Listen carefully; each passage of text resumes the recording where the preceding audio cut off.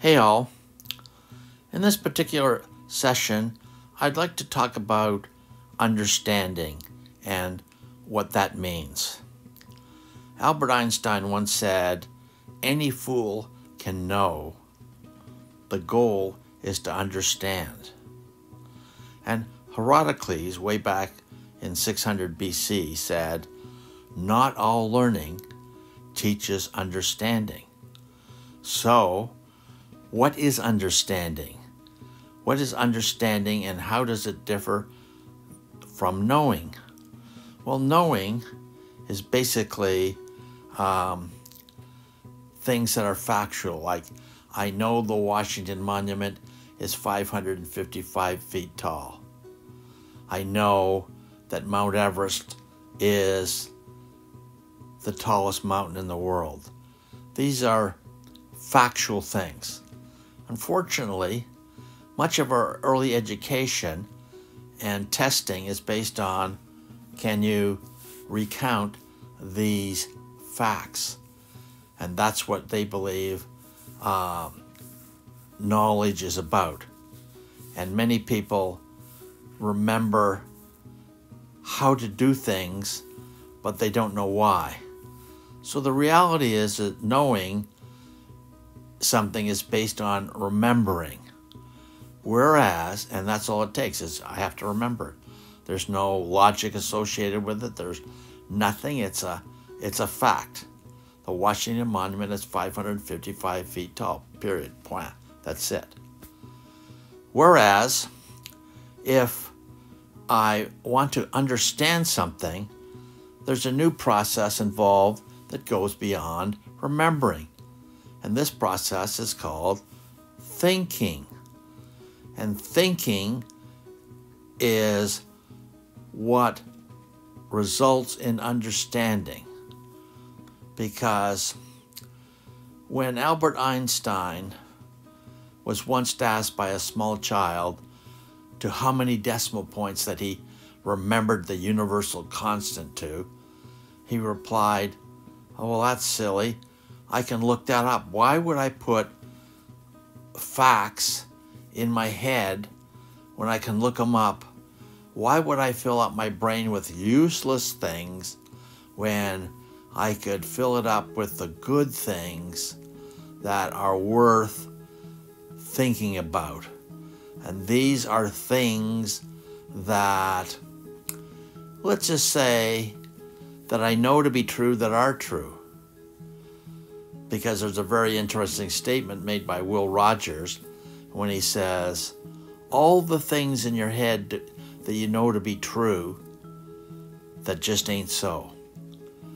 So there's a lot of stuff in our heads, a lot of facts, a lot of things that people tell us, and we accept them because we don't understand anything about them, so we just accept that they said it, so it must be so.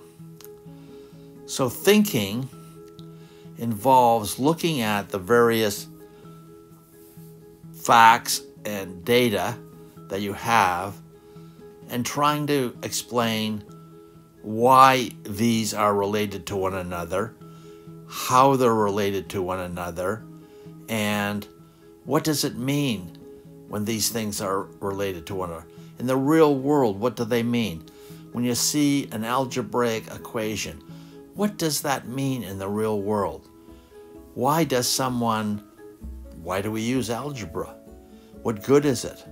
Well, it's designed to find the relationship out between different variables, things that we want to know about, and it's designed to be able to predict what some future outcome might be if we know this relationship between these two to be true.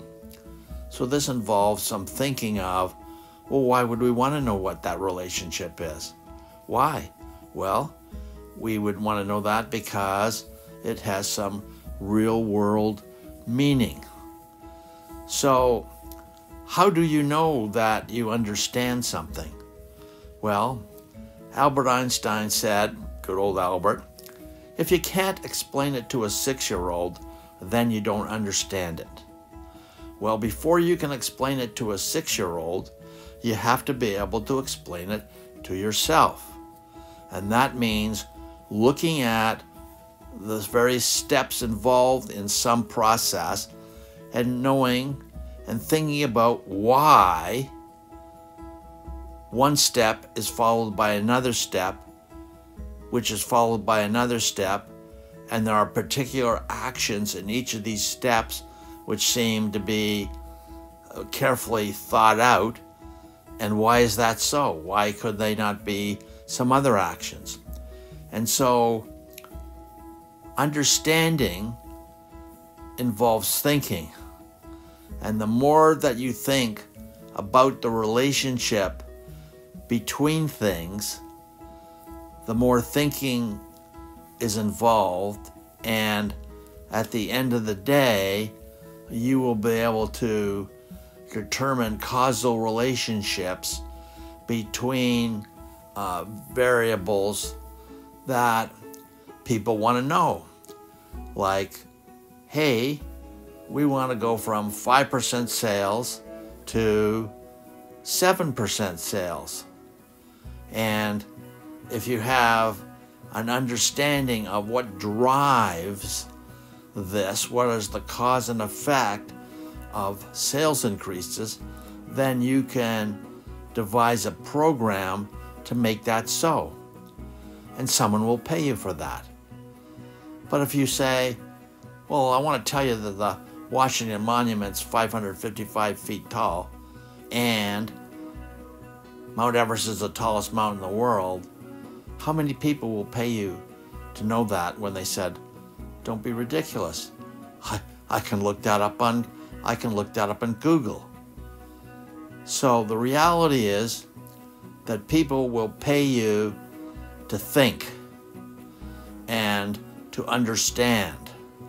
And if you begin thinking and understanding, you will be able to extrapolate that which you know to other possibilities. Because the reality is that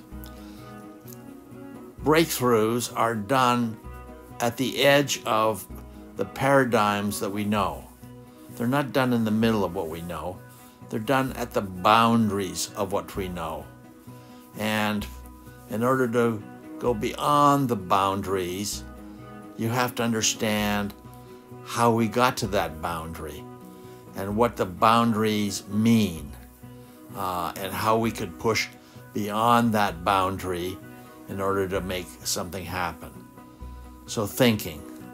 And I just found out that if I had equations or things that I didn't understand, I would write down in English the relationship between step A and step B and step C. How did I get there? What did it mean? Why would we do this? Why was this particular action done? And that's how you begin to understand the relationship between two different things. If you can't write down the relationship between step A and step B, if you can't clearly describe how you get from one to the other, then you don't understand. And you have to think upon it until you can write it down clearly. It can remain unclear in your mind. But if you have to write that down and describe it accurately, and if you can do that, then you know that you understand that portion of the problem. So take 2 steps in a problem and think about how you get from one step to the other. Think about it clearly. And when you can describe that in writing, you understand. So it's how things or objects or parts of a process are related to one another. And if you understand how they're all related, that if you're given a new problem, that you can use the information you already know to figure out new relationships that are worth finding out about. So being able to find a new part of the puzzle, or know what comes next, or how to do something, so that you can do things when a new challenge or a new set of steps or problems arise, that you'll be able to facilitate a solution that is of value to a corporation. The transition from student to master takes time and experience and solving a number of different types of problems. You can become fit to solve different types of problems as you advance in skill over time. To summarize, one thinks about the relationship between items and then documents your understanding by writing it down. And if you can do that, you understand. With understanding about how something is done, you will be able to master that and continue to solve issues and related problems no matter how complicated they are, because you will understand.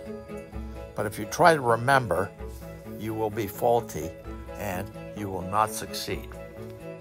So having developed the skill to understand, you can participate in corporate programs where new boundaries and new solutions have to be found, solutions that are of value, and if you can do that, then your value will increase. Thinking about the relationship between things is the process used to convert knowledge into understanding. So if you become a thinker, then you can go to places where no one has gone before. You can be part of the future and not just the past. You can be part of creating new things. Understanding allows you to be a creator and not just a watcher.